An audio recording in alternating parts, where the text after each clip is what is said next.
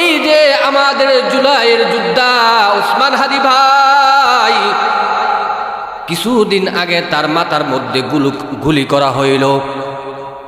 মৃত্যুর সাথে এই লোকটা পাঞ্জা লড়তেছে, অথচ বিচার নাই, আইন নাই। আলেমরা ছোট থেকে ছোট অপরাধ করলে তাদেরকে জেলখানায় ভরা হয়। কুকুর মারলে এর বিচার হয়, বিড়াল মারলে বিচার হয়, মশা মারলে বিচার হয়। কিন্তু যারা হকের পথে আছে তাদেরকে জুলুম করলে, অত্যাচার করলে এই দেশে বিচার হয় না। রাসূল পাক সাল্লাল্লাহু আলাইহি ওয়াসাল্লাম বলেন, আল-যুলমু যুলমাতু ইয়াউমাল কিয়ামাহ, জুলুম কিয়ামতের দিন ভীষণ অন্ধকার হইয়া দেখা দিবে। আজকে প্রত্যেকটা জায়গার মধ্যে জুলুম হলো, কিছু জুলুম আছে নিজের উপর জুলুম করা, কিছু জুলুম আছে দেশের উপর জুলুম করা, কিছু জুলুম আছে পরিবারের উপর জুলুম করা। যেইখানে যেই জিনিসটা রাখা দরকার, যেই সময় যেই কাজটা করা দরকার ওই সময় ওই কাজটা না করা, যেইখানে যেই জিনিসটা রাখা দরকার ওই সময় ওই জিনিসটা না রাখার নাম ই জুলুম। দুনিয়ার মধ্যে আসছি আল্লাহর হুকুম পালন করব, কিন্তু আমরা তো আল্লাহর হুকুম মানতে পারি না। দুনিয়ার মধ্যে আসছি আব্রাহাম লিঙ্কনের দেখানো পথ প্রতিষ্ঠা করার জন্য নয়, দুনিয়ার মধ্যে আসছি রাসূল পাক সাল্লাল্লাহু আলাইহি ওয়াসাল্লাম এর খেলাফত প্রতিষ্ঠা করার জন্য।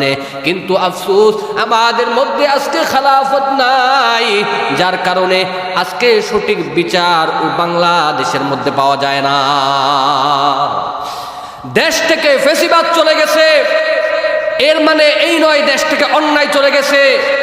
দেশ থেকে খুনি হাসিনা চলে গেছে, এর মানে এই নয় জুলুম চলে গেছে। যদি জুলুম চলে যাইতো, ফেসিবাদ চলে যাইতো, আজকে আমাদের জুলাইয়ের যোদ্ধা উসমান হাদি ভাই এমন একটা জুলুমের শিকার হওয়ার পরে আজকে সঠিক বিচার আমরা অবশ্যই পাইতাম।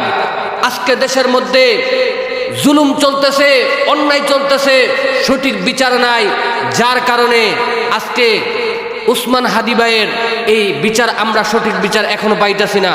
মুহতারাম হাজরিন, এই জন্য সঠিক বিচার যদি আমরা পাইতে হয়, ইসলামী খেলাফত এর কোনো বিকল্প হতে পারে না। আজকে কি বলবো কষ্টের কথা, অনেকে মনে করে যে হুজুররা যদি রাষ্ট্রের ক্ষমতার মধ্যে আসে তাহলে দেশ চলবে না। দুই একদিন আগে আমার এক রাজনীতিবিদের সাথে কথা হয়েছে, সে সম্ভবত একটি দল করে, কিন্তু ইসলামিক দল না। সে আমাকে এমনভাবে বলতেছে 100 থেকে 100% সে ক্ষমতার মধ্যে আসবে। তো সে যেহেতু আমার আপনজন, আবার রাজনীতি করে, সে আমাকে একটা মূল মন্ত্র বলছে। কি মন্ত্র? যে আল্লাহ যাকে চান, আল্লাহ যাকে ক্ষমতা দেওয়ার উপযুক্ত মনে করেন তাকেই ক্ষমতা দেন। আমি বললাম আপনার মূল পয়েন্ট ঠিক আছে, আসলেই তো এই যে শেখ হাসিনা দেশ চালাইছে, সে আসলে কি দেশ চালানোর যোগ্য ছিল নাকি মানুষের উপর অত্যাচার করার যোগ্য ছিল? তো এই যে সে আমাদের উপর অত্যাচার করলো, জুলুম করলো, এর মানে কি সে এই যে সে দেশ চালানোর যোগ্য না? এর মানে এই না। আমি তো বলি এর মানে হলো আমরা আল্লাহর পথে নাই, আমরা রসুলের আদর্শে নাই, যার কারণে আমাদের উপর অত্যাচার হয়, জুলুম হয়, আমাদের সঠিক বিচার আমরা পাই না।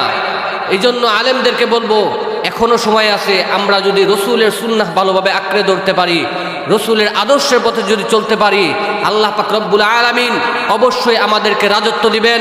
আল্লাহ পাক রব্বুল আলামিন অবশ্যই আমাদেরকে জনগণের সেবক বানাবেন, খাদেম বানাবেন।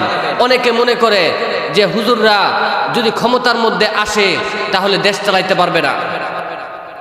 এই যে দেখেন আফগানিস্তান, যে হুজুররা ক্ষমতার মধ্যে গেলে দেশ চালাইতেই পারবে কিনা এটা বোঝানোর জন্য একটা কথা বলি।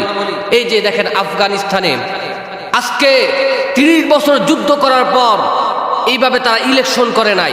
এই আব্রাহাম লিঙ্কনের ইলেকশন তারা করে নাই, তারা যুদ্ধ করছে, তারা আল্লাহর জমিনে আল্লাহর দিন কায়েম করার জন্য যুদ্ধ করছে।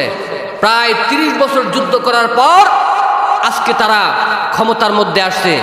এই 30 বছর প্রায় 30 লক্ষ মুজাহিদ নিজের শরীরে রক্ত দিয়েছে, শহীদ হয়েছে, জুলুমের শিকার হয়েছে, তারপরেও তারা আল্লাহর জমিনে আল্লাহর দিন কায়েম প্রতিষ্ঠার ক্ষেত্রে তারা পিছপা হয় নাই।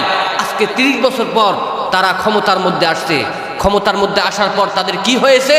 ভালো হয়েছে নাকি ক্ষতি হয়েছে?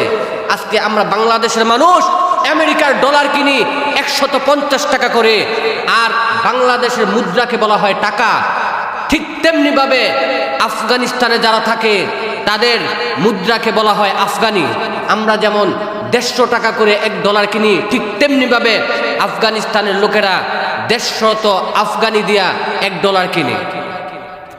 আমাদের দেশে তো দিন দিন প্রথম 100 টাকা ছিল $1, তারপরে 120 টাকা, এখন যাইতে যাইতে 160 টাকা পর্যন্ত চলে গেছে। কিন্তু আফগানিস্তানেও 160 টাকা করে ডলার ছিল। তারপরে যখন মুসলমানরা ইদানিং ক্ষমতার মধ্যে আসলো, কি হইল? আসার পরে যেই ডলার ছিল 160 টাকা, ওই ডলার নেমে আসছে মাত্র 50 টাকা। কয় টাকা ভাই? 50 টাকা। আগে কিনতে হইতো 150 টাকা 150 আফগানি দিয়া, এখন কিনতে হয় মাত্র 50 আফগানি দিয়া। এর মানে কি বুঝলাম? আফগানি যে মুদ্রার দাম বাড়ছে নাকি কমছে? বাড়ছে। হুজুররা ক্ষমতায় যাওয়ার কারণে আফগানির মুদ্রার দাম বেড়েছে। হুজুররা ক্ষমতায় যাওয়ার কারণে আফগানিস্তানের দাম বেড়েছে। হুজুররা ক্ষমতায় যাওয়ার কারণে দেশের দাম বেড়েছে। হুজুররা ক্ষমতায় যাওয়ার কারণে অনেক জরিপে জানা গেছে যে ওইখানে অনেক আল্লাহ প্রদত্ত তেলের খনি, গ্যাসের খনি ওইখানে উৎপন্ন হয়েছে। আমার ভাইরা, আমার বন্ধুরা, যারা মনে করেন যে হুজুররা ক্ষমতায় মধ্যে গেলে দেশ চালাইতে পারবে না, তারা আফগানিস্তানে বর্তমান পরিস্থিতি নিয়ে তাকান। যারা মনে করেন যে হুজুররা ক্ষমতায় গেলে দেশ চালাইতে পারবে না, তারা হযরতে উমর, আমাদের নবীজি সাল্লাল্লাহু আলাইহি ওয়াসাল্লাম এর আদর্শ সহ সমস্ত পয়গম্বর দিকে তাকান। আলেমরা, হুজুররা এবং আল্লাহর খাস বান্দারাই দেশ সুন্দর করে পরিচালিত করতে পারছে। আওয়াজ করে বলেন ঠিক কিনা? ঠিক তেমনি ভাবে আমি বলবো, আজকে দেশের মধ্যে অন্যায় হয়, অবিচার হয়, জুলুম হয়, বিচার পাওয়া যায় না। বিচার পাওয়া যাবে না ততদিন আলেমরা ক্ষমতার মধ্যে যাইতে পারবে না যতদিন। আওয়াজ করে বলেন ঠিক কিনা? এই জন্য আমরা যারা সাধারণ জনতা আছি, আমাদের চিন্তা মাইন্ড পরিবর্তন করে ভোটটা আলেমদেরকে দিতে হবে। এবং আলেম যারা আছি, আমরাও এই তন্ত্র মন্ত্র বাদ দিয়ে আস্তে আস্তে খেলাফতের দিকে আমাদের অগ্রসর হতে হবে। আওয়াজ করে বলেন ঠিক কিনা? তাহলেই উসমান হাদির বিচার পাওয়া যাবে। তাহলেই আলেমদের উপর যে অত্যাচার হয়, এই আলেমদের উপর অত্যাচারের বিচার পাওয়া যাবে।